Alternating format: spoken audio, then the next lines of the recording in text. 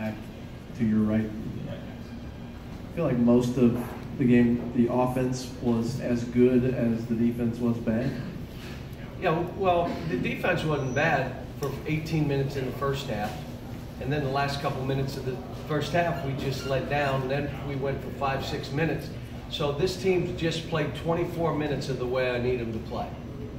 About 24. Then the rest of it was Winthrop just slicing and dicing and driving in threes. And again, we gave up 8 threes to their centers. And our centers have their hands down, and the guy just shoots the ball. Or you just totally leave him, and he shoots a 3. I mean, you know, I'm sitting there watching. We had one, we went under a handoff, number 13, who's their best three-point shooter. We went under. So he catches it and shoots it. He went off a double screen. We were switching out. Guess what we didn't do? We didn't switch out. And he shoots a 3. So some of this we're doing it to ourselves. The biggest thing this team doesn't have right now is the discipline to play 40 minutes. We just don't. But I'm happy it was 24 minutes. That's better than some of these games where they're 15 minutes, 12 minutes. Questions? Mark first.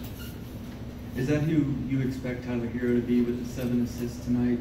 That was surprising. I told him that was. I said for the worst passer I've ever coached in my history to have 7 assists, that's an amazing accomplishment. He says he's not that bad a passer. I said, well, but he did good today. You know, but again, making him catch and shoot, all we worked on. And believe me, I was all over him. If he brought that ball down or if he dipped before he shot, no. Now he doesn't make as many because he had never practiced that way. He's never able to work that way. It's not like you got to get these off. The one he missed, I thought he wound up again. Like he thinks, well, if I slow down, I got a better chance. No, you don't. Catch it and get it off. And that's what your shot is. You got one shot. Whether they're on you, whether they're not on you. Catch it and get it off. Much better today.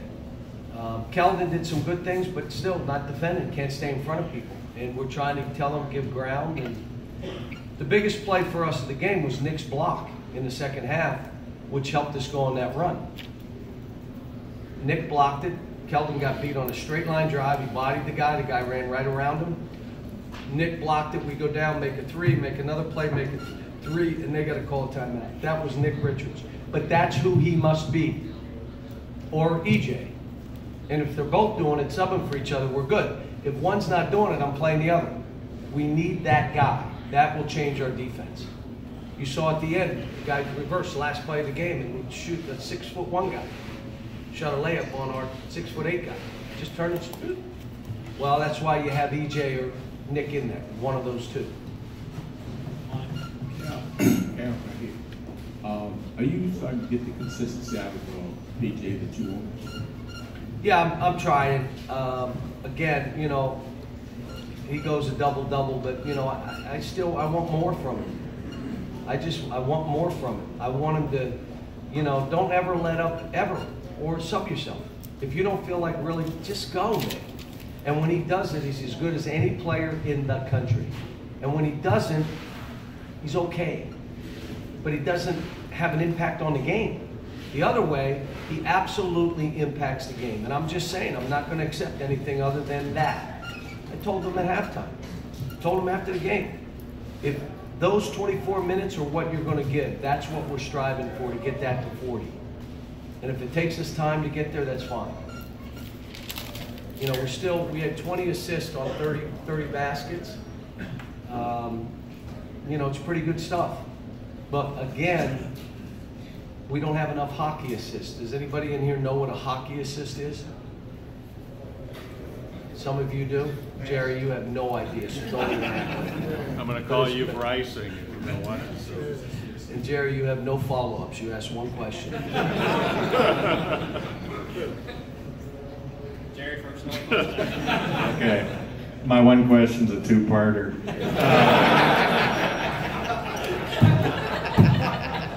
Don't laugh at him. You encourage him. How well do you think they've bought into going to the post for scores, and what do you think of the feeding the post element of that? We still got work to do. What I saw on tape, and Pat has done a great job with Winthrop. I mean, you know, he's got these guys playing a way they got to play. He's got senior guards that, you know, space the court and get in, and he's got 5 men that can shoot threes. He's playing a way that they're a dangerous team. We just started right out of the gate. We were pretty good to get going.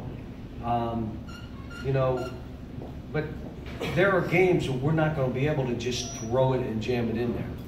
But you could do it other ways. And the one thing is, when you have that as an option and you can shoot the ball the way we do, it becomes tough now. What are you going to give us something near the basket? Or are you going to, you know, you're going to scramble and see who's open? But we have a bunch of guys that I think can make shots. I got on Emmanuel.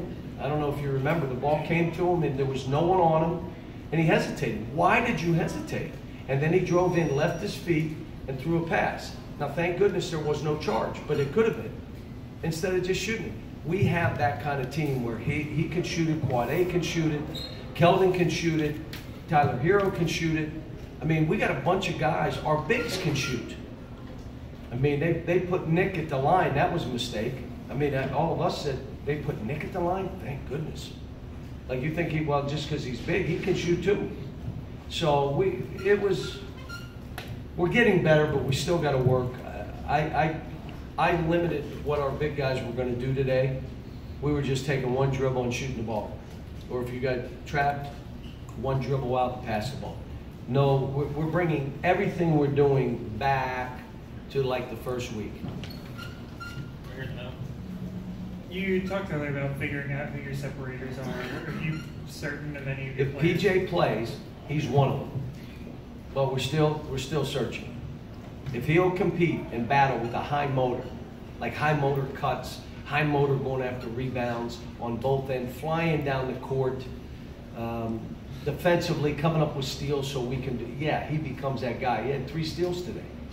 You know, but there's only one way to be that guy, and that is with an unbelievably high motor, and then sub yourself and say, Coach, I'm ready to go back in.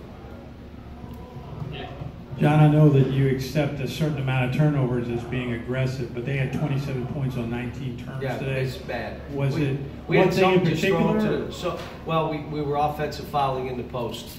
You know, when they do this and you're trying to get them off you, that was a foul. So we probably had 4 of those, 3 of those at least, maybe 4. We had a couple others throwing the ball to the post. So PJ had 2 of those, maybe 3. Ashton had 1 that I can remember. So what I just told you is half of them were that. And then, you know, I'm going to watch the tape and see exactly. But again, we had our bigs with a lot of turnovers. So that means either we've got to not throw them the ball to put them in that position because they're going to turn it over, or we're going to have to work with them so that they see the turnovers they're making and why. Most of it is you're making the hardest pass you can make. Just make an easy play. And again, a hockey assist is if a man is in front of you, throw him the ball. Well, I can't because I don't get an assist from that because he'll throw it to somebody who may throw it to somebody else. Guys are fighting it right now.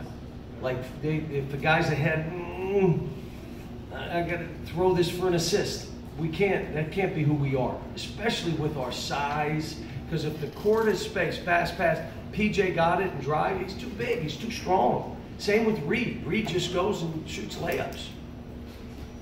Daryl and TJ. John, do you sense this team is better served playing Sunday, Wednesday, Friday, or better off in December when you're playing just once a week?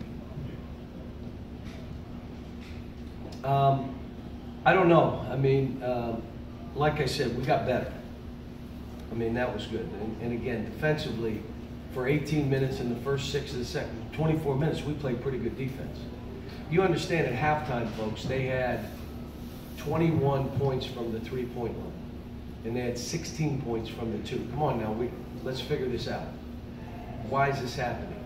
And so now, if they had 21 at halftime, you'd have said, boy, you got better defensively, but we're still giving up threes. And of those threes at halftime, 7 of them were from their centers.